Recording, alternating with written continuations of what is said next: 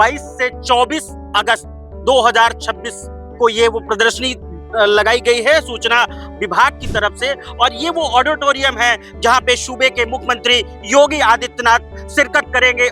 24 अगस्त 2026 को आना है। इस ऑडिटोरियम हॉल का उद्घाटन होगा। राणा बेनी माधव जी की जयंती के उपलक्ष्य में उसका कार्यक्रम का शुभारंभ हुआ है। ये प्रदर्शनी जो है वो स्वतंत्रता संग्राम के इतिहास के बारे में भी बताएगी।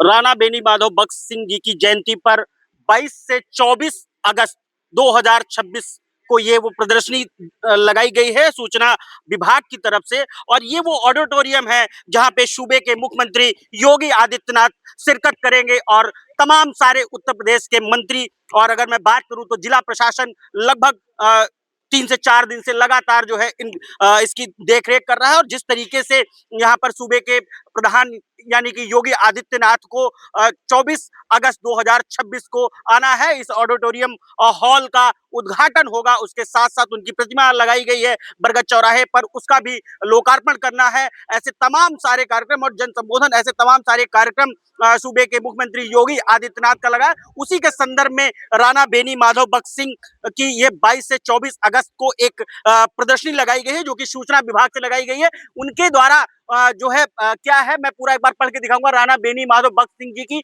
जयंती पर सत सत नमन। 1805 से 1858 ईस्वी राणा बेनी माधव भगत सिंह अवध में राणा बेनी भयो वरदान, ये ऐसी उनकी जो अपनी काम है। राणा बेनी माधव भगत सिंह भारत माता के महान सपूत तथा स्वतंत्रता संग्राम सेनानी थे। राणा बेनी माधव भगत सिंह के द्वारा लड़े गए प्रमुख युद्ध 12 मई 1958 रायबरेली, 15 नवंबर 1958 बीरा गोविंदपुर रायबरेली, ऐसे तमाम सारी उनकी जो अपनी गाथाएं हैं इसमें दर्शाई गई हैं। और ये प्रदर्शनी एक इतिहास को बताता है कि रायबरेली में ऐसे भी महापुरुष ने जन्म लिया है और ऐसी उनकी अपनी वीर गाथाएं हैं, उन सबको ये दर्शाता नजर आ रहा है। और ये सूचना विभाग रायबरेली के द्वारा प्रदर्शनी लगाई, जिसका अवलोकन अभी थोड़ी देर पहले जिलाधिकारी शरनीत कौर ब्रोका ने, एसपी रवि कुमार ने किया है। अब आने वाले 24 अगस्त 2026 को सूबे के प्रधान योगी आदित्यनाथ यहां पर आएंगे और मैं एक बार फिर से दिखाऊंगा, इस ऑडिटोरियम हॉल का वो उद्घाटन करेंगे और उनकी प्रतिमा जो लगाई गई है बरगद चौराहे पर उसका लोकार्पण करेंगे। ये वो ऑडिटोरियम हॉल है जिसका उद्घाटन सूबे के मुख्यमंत्री योगी आदित्यनाथ 24 तारीख को करेंगे।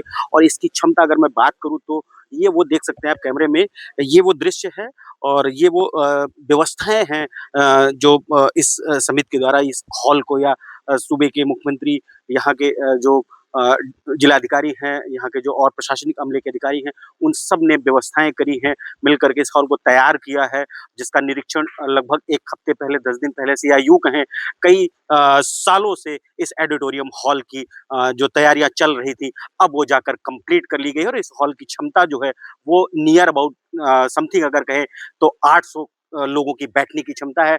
इसके ऊपर मीटिंग हॉल है और वो मीटिंग हॉल में लगभग 120-30 लोगों की बैठने की क्षमता है। उसके बाद हाईटेक लाइब्रेरी की व्यवस्था रखी गई है और गेस्ट हाउस के 8 से 9 लगभग अगर बात करूं तो 10 कमरे होंगे। ऐसी तमाम सारी व्यवस्थाओं से लैस ये राणा बेनी माधव भगत सिंह ऑडिटोरियम हॉल तैयार किया गया है, जो रायबरेली के जननायक, जो रायबरेली के एक महान हस्ती थी, उनकी जयंती पर इसको रायबरेली वासियों को सौंपे गए। योगी आदित्यनाथ जो कि सूबे के मुख्यमंत्री हैं, वो रायबरेली वासियों को उसके उद्घाटन के बाद पूरी तरीके से इसको चालू कर दिया जाएगा। और यहाँ पर जो व्यवस्थाएं इस समिति के जो लोग हैं उनके हैंडओवर में दी जाएगी, ताकि किसी ऐसे बड़े फंक्शन को, क्या किसी ऐसे कार्यक्रम को लेकर के जिला प्रशासन के पास या यूं कहें इस समिति के पास एक अच्छी व्यवस्था